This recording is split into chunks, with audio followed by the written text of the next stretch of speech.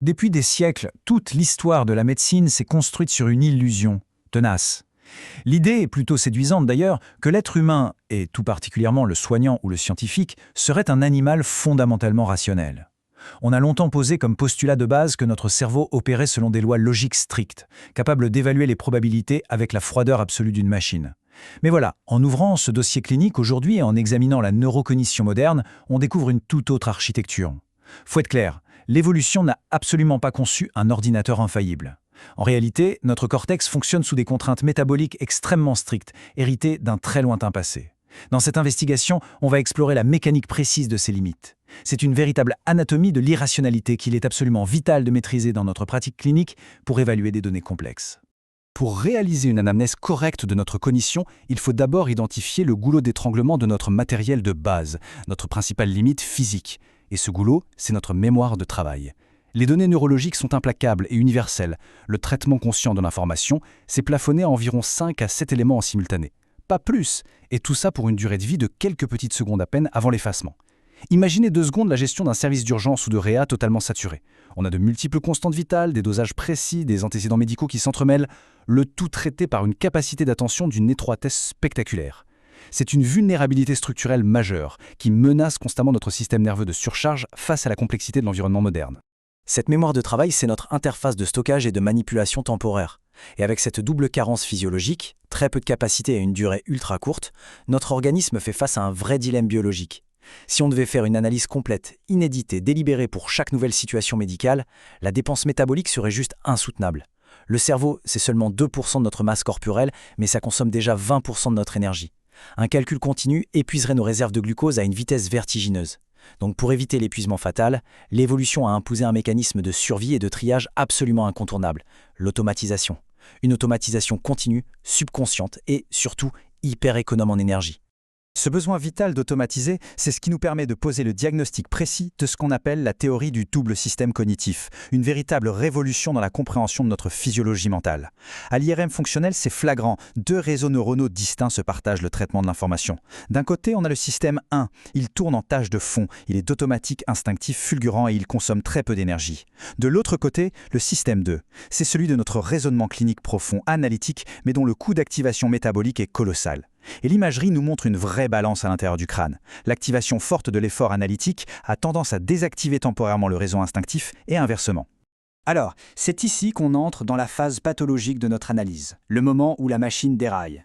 Quand notre système 1, purement instinctif et forgé pour la survie immédiate, s'applique de force à des problèmes statistiques ou logiques complexes pour lesquels il n'a jamais été conçu, eh bien, il génère ce que la littérature nomme des biais cognitifs. En médecine ou en recherche, c'est crucial de comprendre que ces biais ne sont pas de simples étourderies. C'est pas juste une baisse d'attention parce qu'on sort d'une longue garde. Non, ce sont des erreurs systématiques, massivement réplicables d'un individu à l'autre et aussi prédictibles qu'une illusion d'optique. Ils font littéralement partie de notre câblage neurologique. Si on établit une typologie clinique rigoureuse, on peut classer ces déviations avec précision. L'examen des archives médicales et des expériences psychologiques isole 4 défaillances neurocognitives majeures. Le biais de confirmation, le biais de disponibilité, la négligence de la fréquence de base et l'effet de cadrage. 4 symptômes profonds qui viennent, tous les jours, distordre le raisonnement clinique et pervertir l'évaluation des risques. On va regarder exactement comment ce quatuor dysfonctionnel filtre, trie et déforme la réalité qui nous entoure. Le premier de ces symptômes chroniques, c'est le biais de conformation, brillamment illustré par le paradigme de Weyson. Les résultats cliniques de ce test sont frappants. Face à une règle logique stricte, moins de 10% des sujets cherchent spontanément à infirmer leur propre hypothèse.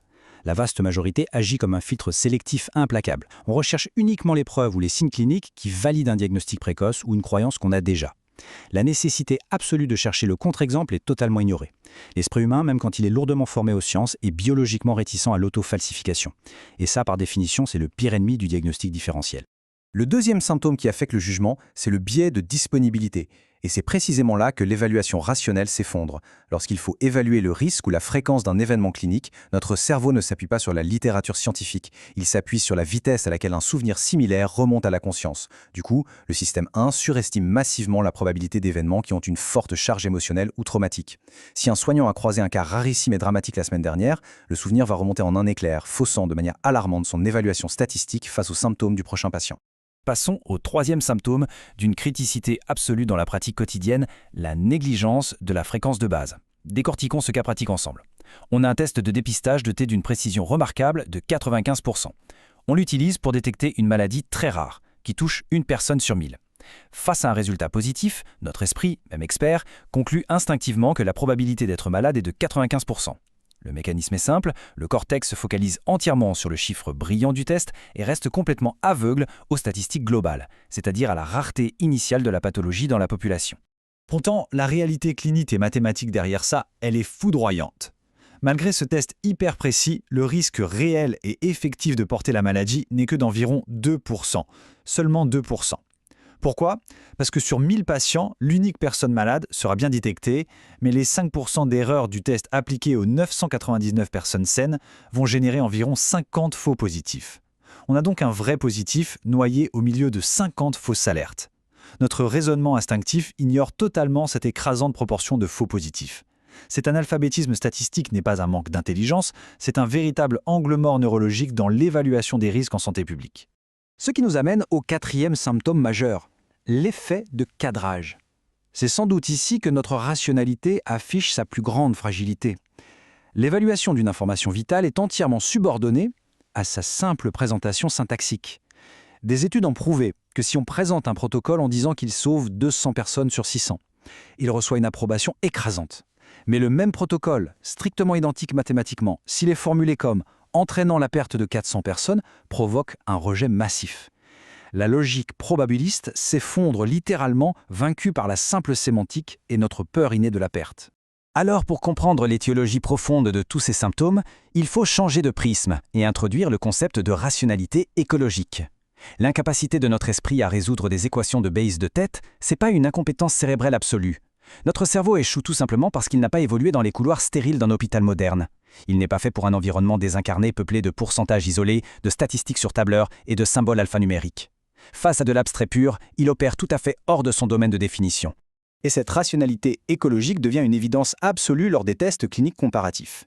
Si on reprend le problème abstrait de Watson de tout à l'heure, qui plafonnait à 10% de réussite, et qu'on transpose exactement la même structure logique dans un cadre social tangible et familier, par exemple vérifier l'âge légal de personnes qui boivent dans un bar, le taux de réussite bondit et dépasse les 70%. L'imagerie fonctionnelle confirme ce constat. Face à un contexte purement social et incarné, le cerveau sollicite des mécanismes corticaux radicalement différents, massivement parallèles et beaucoup plus performants. Pour conclure cette longue investigation clinique, on comprend que notre apparente irrationalité face aux statistiques modernes n'est que le reflet d'une architecture neurologique très spécifique. Le cerveau humain n'est pas un ordinateur défectueux, loin de là. C'est une merveilleuse machine évolutive redoutablement optimisée pour la survie en tribu, façonnée sur des millénaires pour analyser des contrats sociaux, détecter des tricheurs et réagir à des menaces tangibles. Accepter ses limites cognitives, comprendre notre propre machinerie biologique en tant que soignant, ce n'est pas un aveu de faiblesse intellectuelle. C'est la toute première étape clinique, indispensable et humble, pour poser un diagnostic véritablement éclairé.